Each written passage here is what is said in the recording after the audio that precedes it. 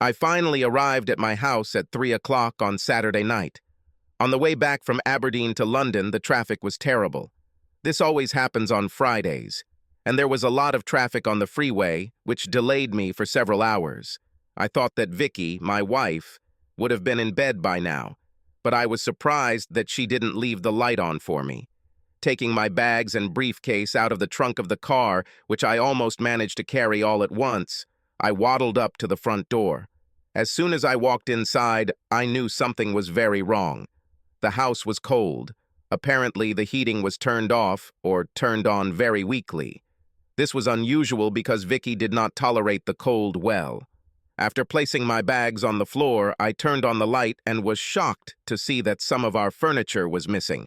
Somewhat confused, I quickly went upstairs to our bedroom, where Vicky was supposed to be sleeping in the bed.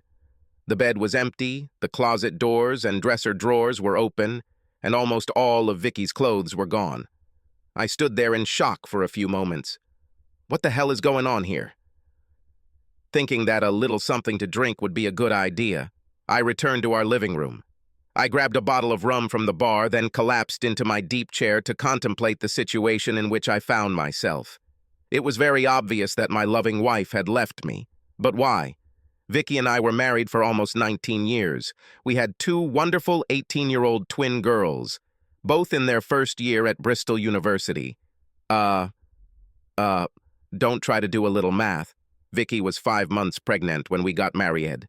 Look, I'll be honest, when Vicky and I got married, I don't think we were head over heels in love with each other. We were just hanging out and having a good time, but you know how it goes. We screwed up big time. Vicky got pregnant with Susan and Sandra, so I did the gentlemanly thing.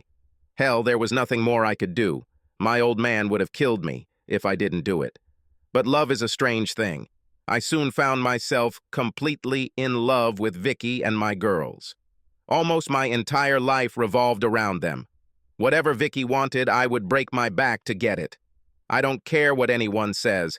I am as devoted to her as any man can be to his wife. And since the girls left for university, we've been making up for lost time when they were children. However, everything was not quite like that. Victoria was a strong-willed woman, and to be honest, I usually gave in to her wishes. Overall, I was happy with most things in my marriage, but now it looked like I was living a lie, or at least Vicky was living a lie. It definitely looked like Vicky had dumped me. I just couldn't understand why. She always told me how much she loved me. We discussed the fact that neither of us really thought we would have gotten married to each other if she hadn't gotten pregnant. But we both agreed that this was probably the best thing that had ever happened to us, and how deeply we had fallen in love with each other since we got married. It seemed to me that someone might have changed their mind. Damn, my emotions took over, and I suddenly became angry and stood up to pace around the room. Then I ran out into the back garden to light my pipe. Vicky doesn't like the smell of my pipe tobacco in the house, so I always go outside to smoke. I was there for 10 minutes before I realized that Vicky wasn't here to scold me, and it looked like she wouldn't be here in the future either. And yet, for some reason, I finished my pipe outside. As I walked back through the back door, I noticed a letter lying on the kitchen table. I stared at him for a moment. To David was written on the envelope. The letter was undoubtedly from Vicky, and when she wrote it, she was annoyed with me. When she calls me David, it means she's upset with me. I sat down at the table, took the envelope, and turned it over in my hands. I don't think I really wanted to open it. I knew I wouldn't like what was written inside. I slowly tore the envelope open, then unfolded the letter that was inside. You bastard. You lying, cheating, self-centered bastard, I'm leaving you. I thought you loved me, but now I know differently. You cheated behind my back with that little slut, and I can prove it. I'm going to see a lawyer on Monday. I'm going to divorce you and take everything I can get. I'll teach you how to play the fool. Didn't you at least think a little about our girls when you were hanging out with that little slut? She can't be much older than the twins. I'll take everything I can from you, bastard. So you better find somewhere else to live because you won't be able to run a house when I'm done with you. And if I ever see that little slut, you can tell her I'll gouge her damn eyes out. Victoria. Interesting, I said to myself out loud. I wonder who Vicky thinks I'm sleeping with, and who this little slut is. I think there was a mistake somewhere along the way in the intelligence department. Look, do I look like a guy who cheats on his wife? Such a guy would probably have left Vicky when she became pregnant. I'm the kind of guy who appreciates what he has and definitely doesn't want to lose what he has. Yes, there were times when I was tempted. What guy hasn't done this? But I always knew which side of the toast was buttered, and I was always very careful about what I did. However, it was obvious that Vicky was convinced that I was fooling around. So what should I do? Well, there was really only one thing left to do. Go to bed. Look, I got up before 6 in the morning on Friday, and now it was 4:30 on Saturday morning. So I went to bed. Yes, it's just so calm. Look, I got where I am in business by not letting my emotions get the better of me. Once I realized what the problem was, I could relax a little, knowing that I could quickly put Vicky's mind at ease. All I had to do was prove to her that she had done everything wrong, and bingo, the crisis was over. But when I got into bed, I found that I couldn't sleep. Questions came into my head that I did not expect. If Vicky thought I was cheating on her, why didn't she challenge me about it? Maybe it was because she expected me to cheat? But why would she do this? One thing I've learned over the years is that people expect others to behave the same way they do. Now wait a minute.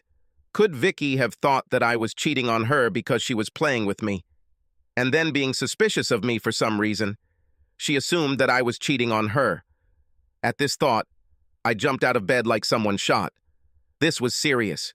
Before I knew it, I was tearing this damn house apart in search of anything that could give at least some hint that Vicky was cheating on me.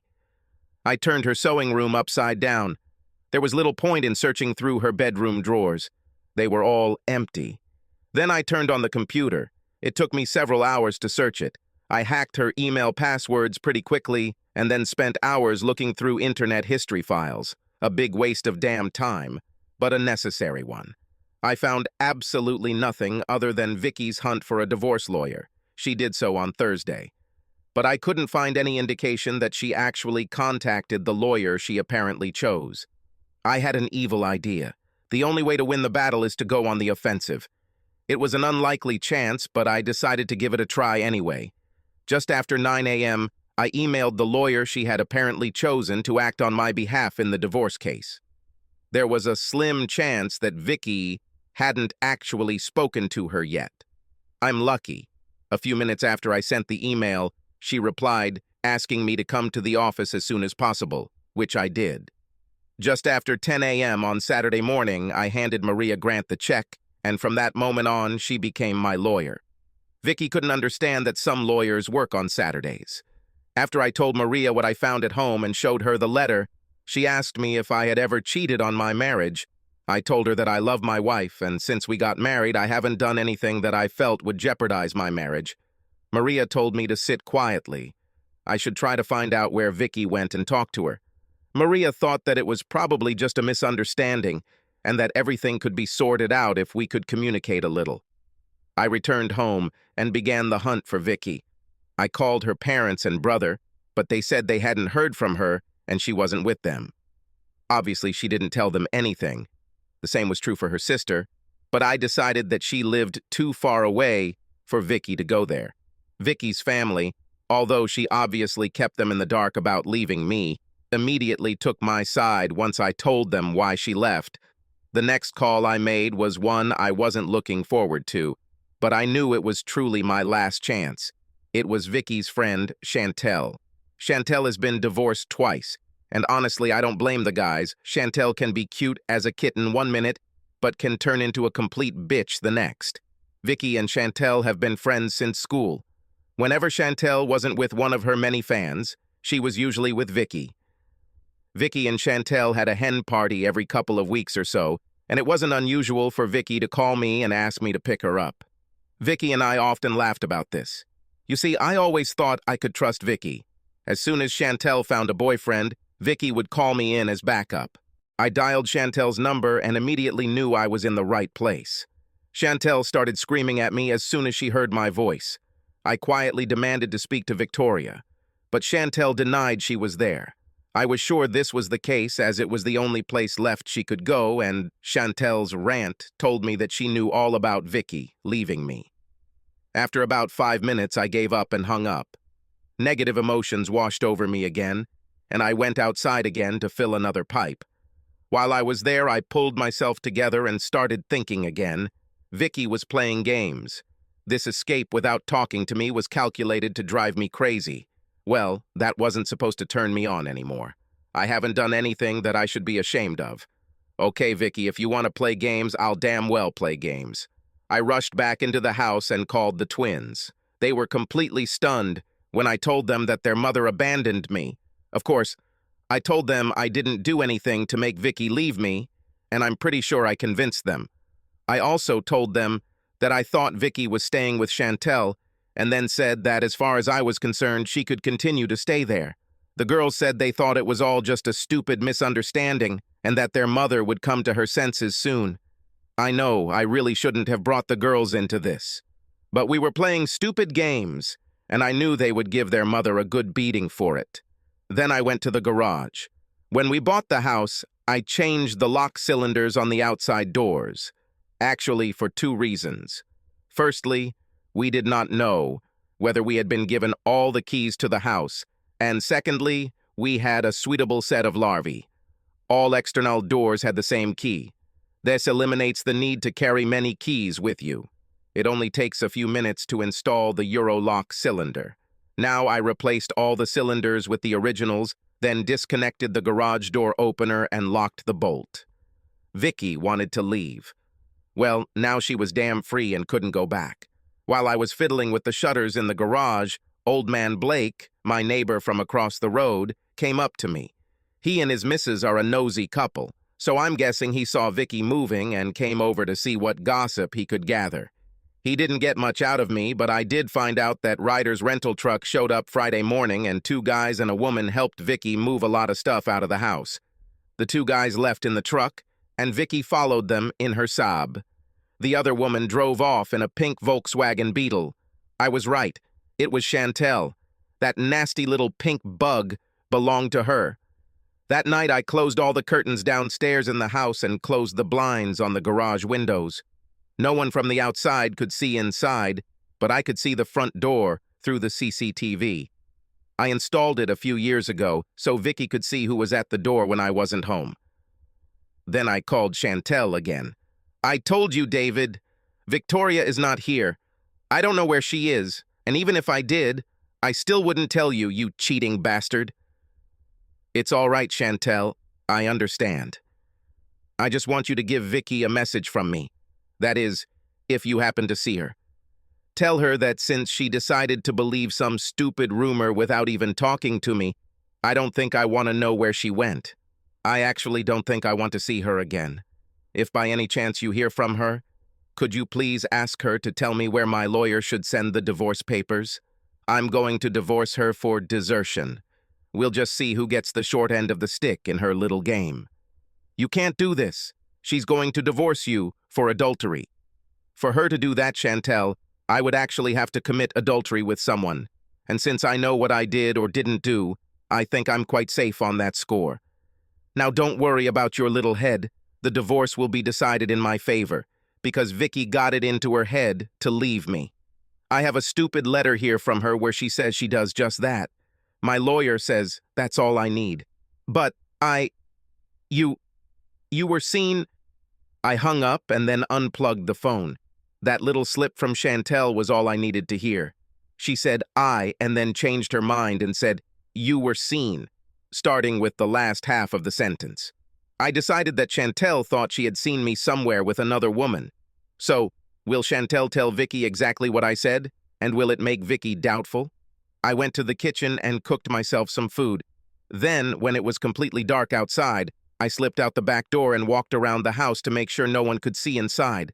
Vicky wanted to play games, so there will be games that we will play. I then settled down at the computer to entertain myself until the fun I was hoping for really began. It was 8:30 when I saw Vicky's Saab pull into the driveway. Vicky's plans must have changed. I saw her sitting in the car for a while, watching the house. Chantel then came and got into her car. Chantel must have arrived in her car and parked it on the street where I couldn't see her. It seemed like Vicky was playing it safe. I hoped she was thinking that maybe she didn't have enough evidence if it went to trial, or that maybe she was wrong. In any case, I think she hoped that she would come back to stay. If she lived in this house, I would not be able to claim that she abandoned me.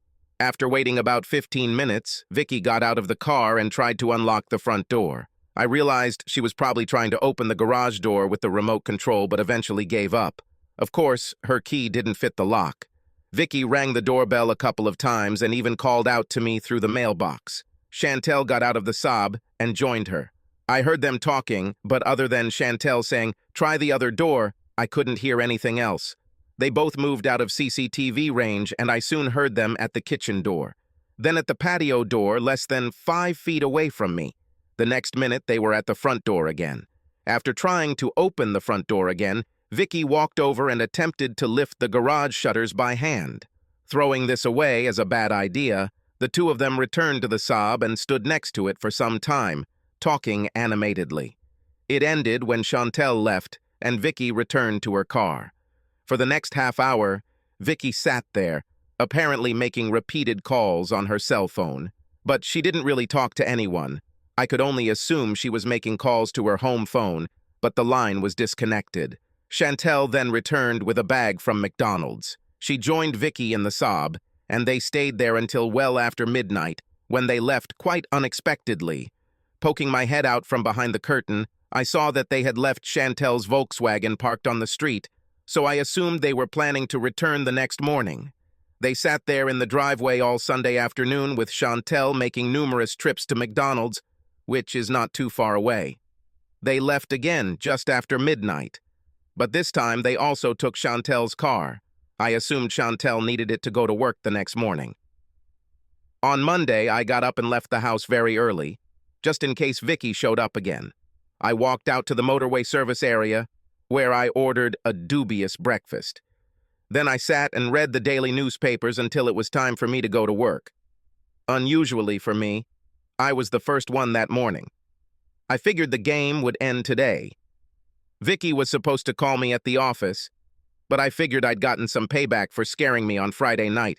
And sure enough, at 5 minutes past 10, my phone rang. "David, where the hell have you been?" Vicky was beside herself. I tried to get into the house all weekend. This verbal attack upset me again. To be honest, I expected to see a very remorseful Victoria that morning. "I wouldn't advise you to try to break into the house again, Vicky. You don't live there anymore, remember? And since the house is too big for me alone, I rented it out." A lie, of course, but it had the desired effect. Vicky has gone crazy. "Are you crazy? You couldn't rent it out. Why the hell did you do that?" "Listen, Vicky, we have a very expensive trial ahead of us. The rent on the house will help me pay for it." "You're crazy, damn it." "No, Vicky, you went crazy when you started all this. You accused me of cheating on you. You called me all the nasty names in that stupid letter. And you didn't want to talk to me while you were hiding in Chantel's house." "David, we need to talk." "It's a little late to talk now, Vicky." The time of the conversation was Friday evening. Now it's time for lawyers to make money. "So that's it.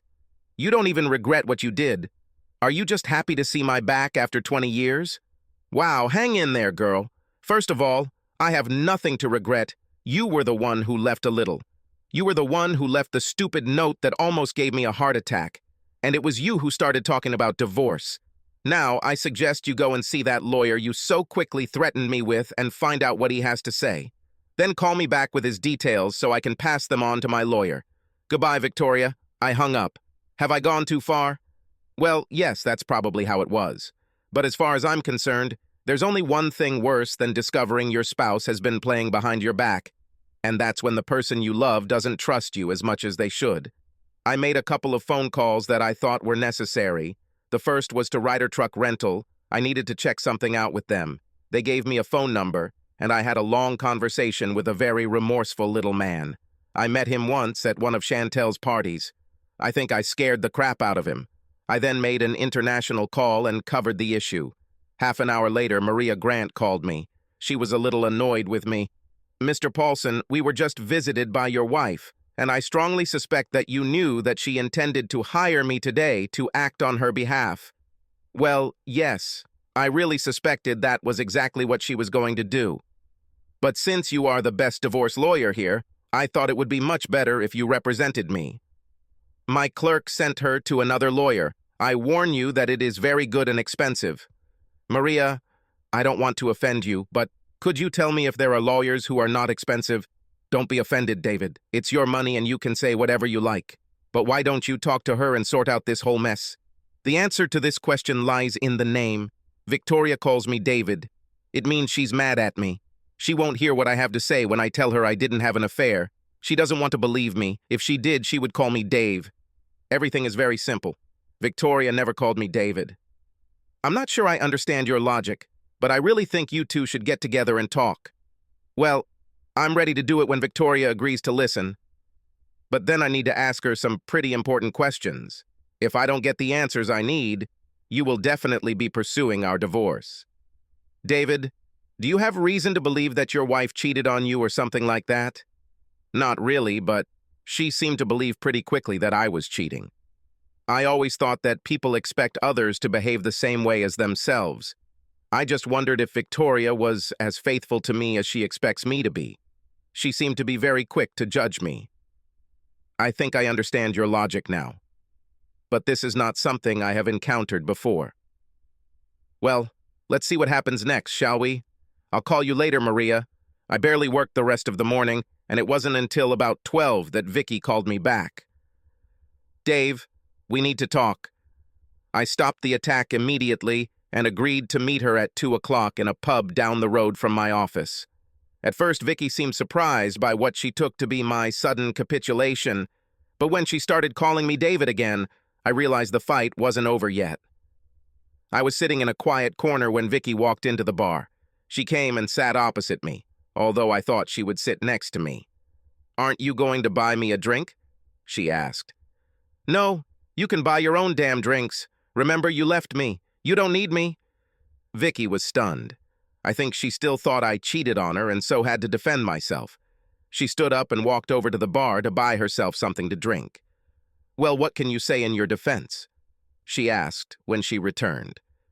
"Victoria, I don't have the slightest idea what came over you. What do you think I should apologize for? I don't know. You were in Blackpool last weekend with some little slut. You've been seen, so don't try to deny it. Victoria, last week I was in Edinburgh. You know this. I've talked to you about it several times. I don't remember anything like that. I spoke to you on your cell phone, and for all I know, you could be in fucking Timbuktu, and they told me you were in Blackpool with a woman. Victoria, I was working. You know my route. It's the same 4 times a year. Glasgow, Edinburgh, Aberdeen. 3 days in each city. I've been doing the same thing for almost 5 years now. But you were seen in Blackpool. Okay, Victoria, who saw me in Blackpool? Whoever told you that he saw me there is either mistaken or lying. Why would anyone go to bloody Blackpool at this time of year anyway? It must be terribly cold on this coast at this time of year. To see the fireworks? Chantel went on a bus trip last weekend to see the Blackpool lights and do some Christmas shopping. She saw you and the little slut you lived with. She said you were so engrossed in her that you walked past her a couple of times and she followed you to your room. Chantel. I thought so. Vicky. How long have I known Chantel? Since you've known me, I guess. And you think I wouldn't notice Chantel if I stayed at the same hotel as her? Oh yeah.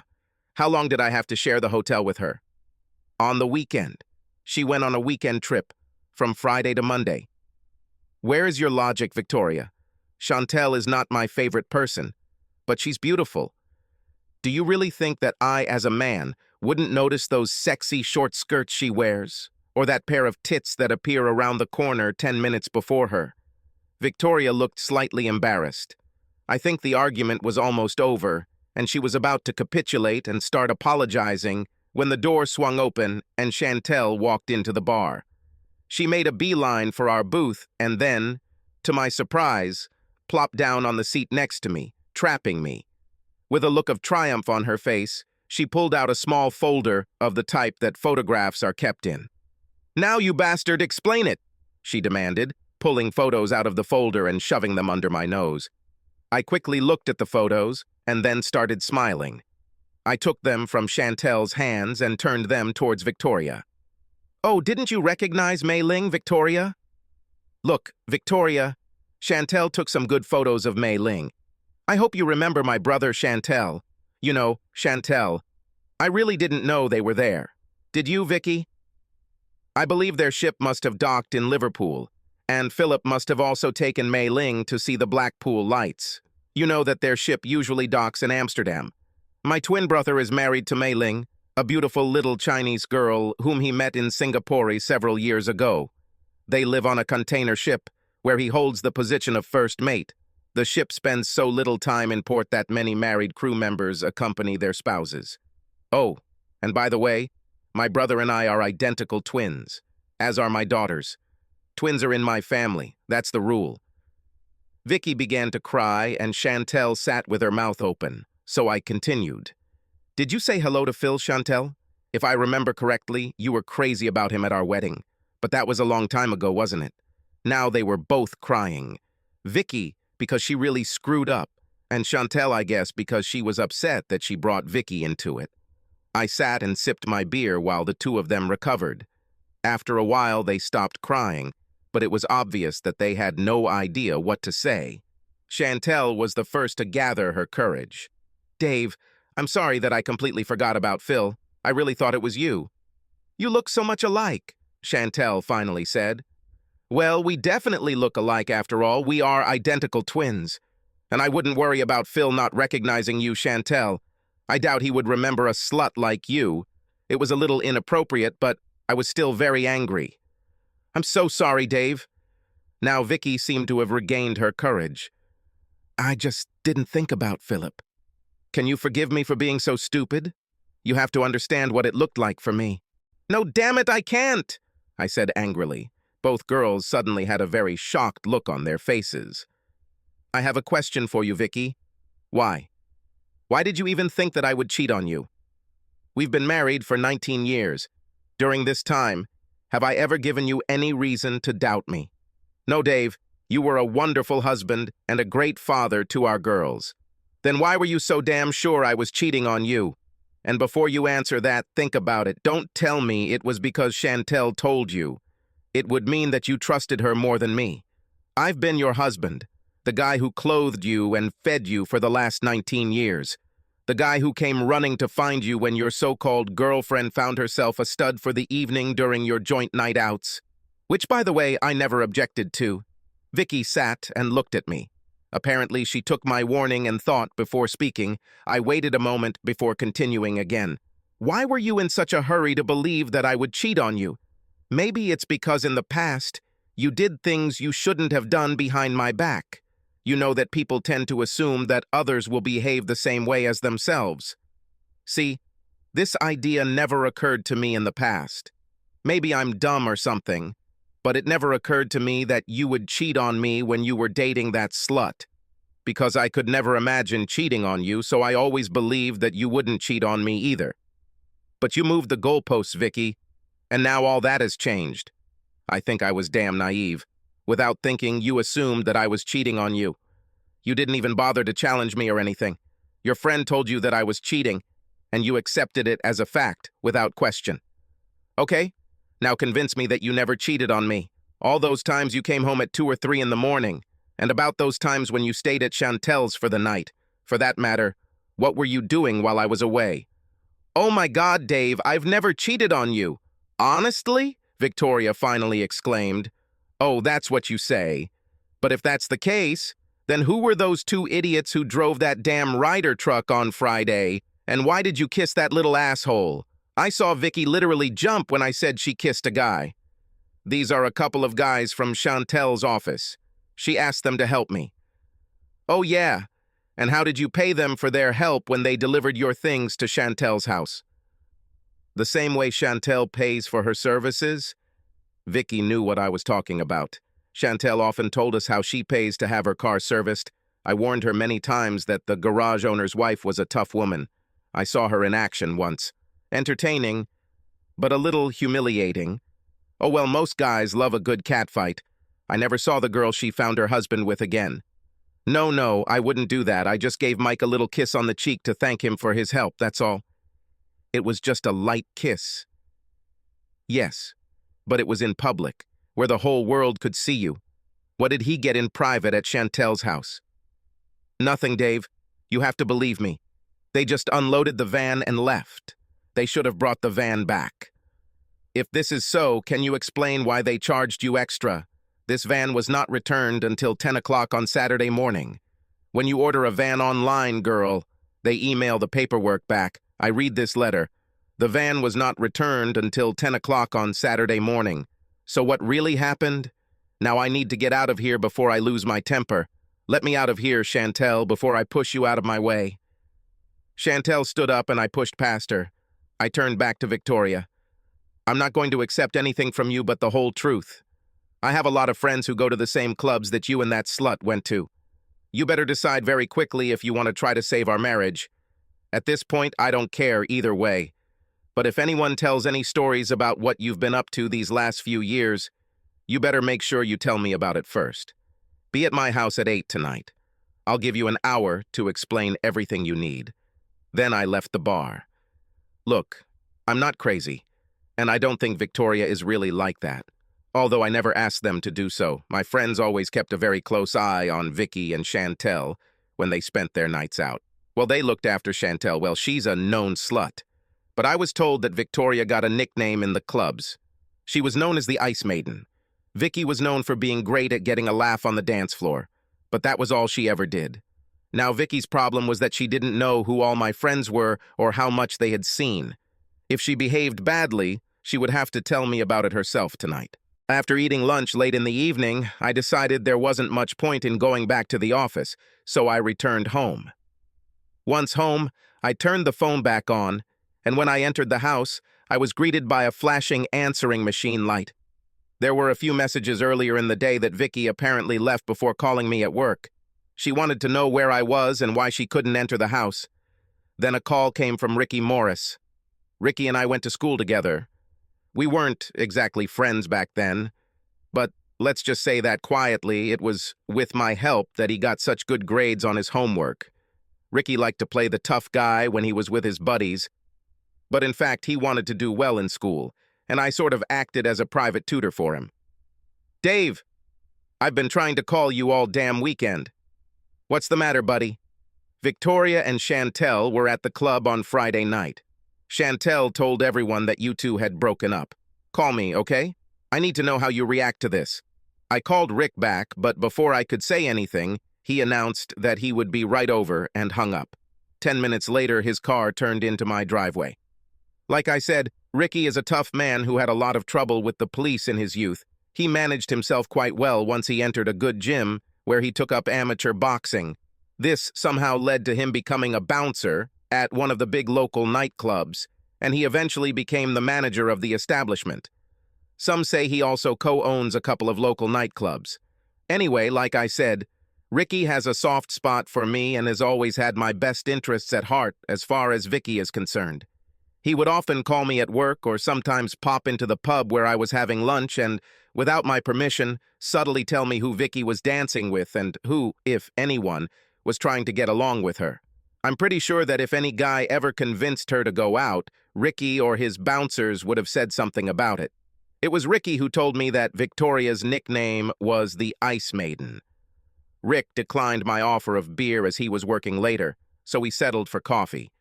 Okay, Dave, what the hell is going on between you and Vicky? She was at the club on Friday, and Chantel was telling everyone that you two had broken up. She said that I was studying having sex with some little girl in Blackpool last weekend or something like that. Do not tell me. Chantel went to Blackpool last week, and apparently Philip was there with his miss. Chantel thought it was me and the bitch told Victoria. I returned from Aberdeen to find that Vicky had left me. Oh, damn it. But you fixed it soon, didn't you?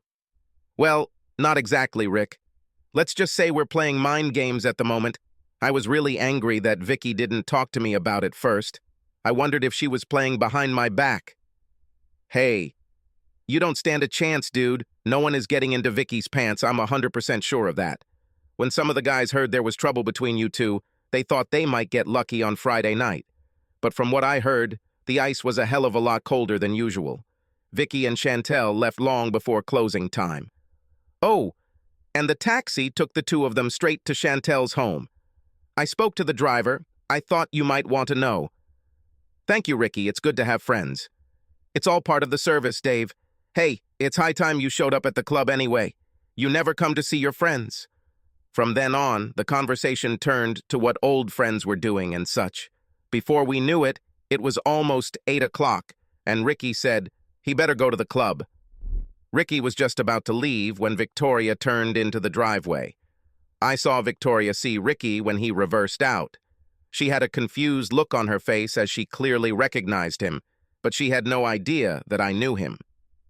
I stood in the doorway as she walked up the steps. Was it Morris, the manager at Starlight? She asked. What was he doing here? You mean Ricky Morris? Yes, he is my old friend. He came to sympathize with me about our upcoming divorce. Come in and sit in the kitchen. I'm making coffee. I followed Vicky into the kitchen and managed to beat her to the coffee pot. This was my home now, and I would drink the damn coffee. Look, Dave, this is stupid. I understand that you are angry with me, but you are being childish. Chantel was sure it was you she saw. How could she know that Philip and Mei Ling were there? What would you think in my situation? I would have thought Chantel made a mistake until I checked everything myself. But you didn't check, did you? You decided to leave me. Look, Dave, I was wrong, I admit it. But why did you kick me out of the house? Because you decided that this was no longer your home and left it. When you walked out that door on Friday, you effectively ended our marriage. Don't be stupid, Dave. I was angry and tried to teach you a lesson. I understand that it was stupid of me. Look, I'm really sorry and I want to go home. Well, you made the bed, now you better get used to lying on it. You mean you won't let me move back? No. But why not? Because I don't believe you, or at least I don't trust you. Tell me, when did Chantel tell you that she saw Philip in Blackpool? On Tuesday, when she returned. Why do you ask? Before I talked to you on the phone that night or after? After. So on Wednesday when I called you, you knew that Chantel thought she saw me, or rather Philip? Yes. So why didn't you challenge me on Wednesday night? Moreover, why didn't you call me back on Tuesday after Chantel told you? Why did you act like nothing happened? I don't know. Then I wasn't sure what I would do with it. But you made a decision, didn't you? You decided that life would be better without me. You thought you'd get it all, didn't you? All our savings, as well as a good portion of my pension. I didn't matter, you only cared about money. Oh my God, no, Dave. Where the hell did you get this idea? I just wanted to scare you. Honestly. So, if you were just scaring me, why take all this furniture? It would just be scary if you weren't here. You didn't have to empty half the damn house. You're right. It was overkill. But Chantel said it would make you think I'm serious. Oh, Chantel again. It always comes back to Chantel. Did you know that almost every disagreement we've had over the years has come down to Chantel and the ideas she put into your head? And there is one more point. If Chantel told you that she saw me with a Chinese girl, what would you think? I would immediately think about Phil. But Chantel never told you that the girl she said she saw me with was Oriental, did she? I guess she didn't notice. You have to admit that Mei Ling's traits are not that strong. So why the hell did Chantel tell all the guys in the club that I slept with a little Chinese bird? She couldn't know. She said she didn't know the girl was Chinese until you pointed out those photos in the pub, and she just got them back from the lab this morning. Do not ask me. Ask Ricky next time you see him or any of your fans at the club. They'll tell you what Chantel told everyone. I think Chantel knew it was Mei Ling and Philip when she saw them. I just can't understand why she told you she didn't recognize them. But why would she do this? I don't know, Victoria. She's your damn friend. You will tell me what she was trying to achieve and why. But she seemed so confident. It was her idea for me to move out of the house. Vicky sat silently for a long time, staring into space. I stood up and poured myself a drink. Can I have one too? She asked. I poured her a whiskey and soda. Dave, can I ask you something? Is there something you don't like? But will you be honest with me? I've always been honest with you. Well, there were a couple of times when I had to lie to you when I was planning surprises, like our 10th anniversary honeymoon. No, this is serious. I need you to tell me the truth. Have you ever hit on Chantel since we got married? Now, who's trying to be funny? Of course I didn't do that. Do I look stupid? Only God knows what you can catch from her. She was never picky. What about Fran Cooper, your former secretary? Fran? You are crazy? You know her husband. Do you think I have a damn death wish?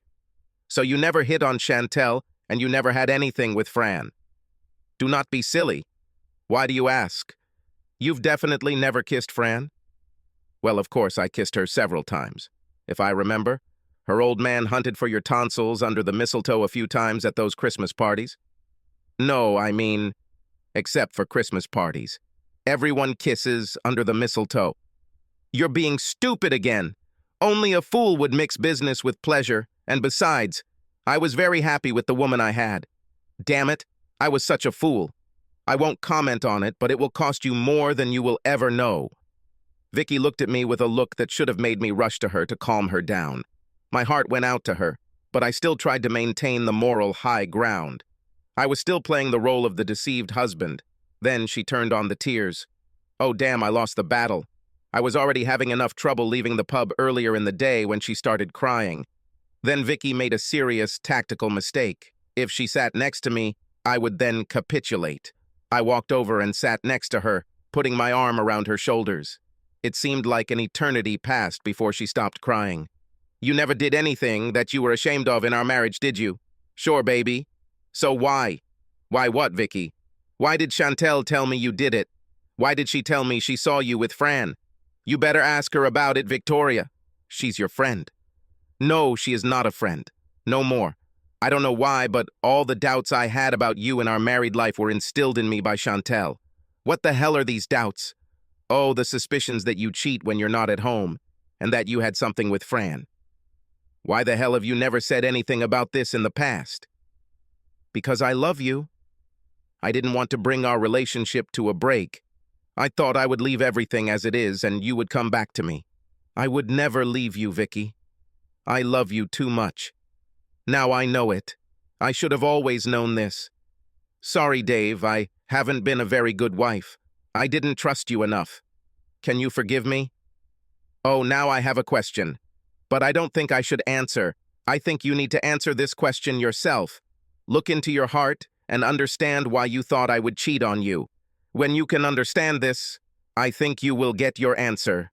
Vicky reached into her bag and pulled out her cell phone. She deliberately put the phone on speakerphone. Chantel, you are no longer my friend. I never want to see you or hear from you again. Shut up and listen, bitch. I'm calling you because if I met you in person, I'm not sure I could control myself. I might kill you or something. All my life, I've listened to you. Now I understand that you have always tried to drive a wedge between me and my husband. You've lied to me so many times that I can't count them. No, from now on, stay out of my life. Vicky looked up at me. Can I bring my bags from the car now? No, we'll go straight to bed. I've missed you the last couple of weeks, and you definitely won't need nightwear tonight. We went up to the bedroom and spent the night trying to relive our honeymoon. I think it was one of the best nights we've ever had. In the morning, I ordered that our furniture be taken from the warehouse that Victoria had hired. We returned to our old life. Oh, there were lawyers' bills to pay, but at least Chantel was out of our lives. I think it was worth every penny. It took some time before Vicky realized what Chantel's problem was. One day, Vicky met an old friend who told her about this. Before Vicky and I got married, Chantel told her that she was in love with me, and she intended to get me away from Victoria. Well, that never happened. I do remember Chantel having a bit of a crush on me, but like I said, I always thought she was a slut, so I stayed away. Vicky and I intend to grow old together. And these days we talk a lot more about our feelings. Oh, I'm now a regular at Ricky's club almost every week. But the Ice Maiden dances a lot more than I do. As for Chantel, neither Victory nor I have seen her since then. It was the night of our next anniversary. I arrived after one of my trips. Vicky attacked me as I walked through the front door. Then she began to drag me into the bedroom, throwing off her clothes as she went. Once in the room, she pushed me onto the bed and attacked my belt. After a few moments, she took off my pants and underwear while I was taking off my shirt. I should add that I don't remember her taking off my shoes and socks. Maybe she took them off after she started pleasuring my manhood, but by then I didn't care anymore. God, Vicky is damn good at pleasing, and she does it much better than Fran or Chantel, although maybe not as good as that little Chinese bird in Blackpool. Mind you, I'm damn lucky she looks so much like Mei Ling. I almost got into a huge scandal. Oh, by the way, I tried Chantel just before I married Vicky. Come on, being an identical twin has its perks. But in reality, Chantel was just a show and not much action. I think she must have been a little mad at Phil when I told her she wasn't that good in bed. Well, I never liked that bitch. I'm just wondering if Chantel ever realized that Phil and I had switched for her. If she did, she'd be the one. Well, I guess. But that might explain why she was trying to get the shoe inside. Look, I already said that I consider myself a damn gentleman, but I never said anything about my impeccable character. He who dares will win. Life goes on. Just be a little more careful.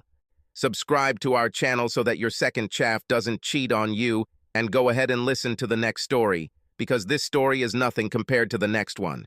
If you're under 18, don't even think about listening to the next one.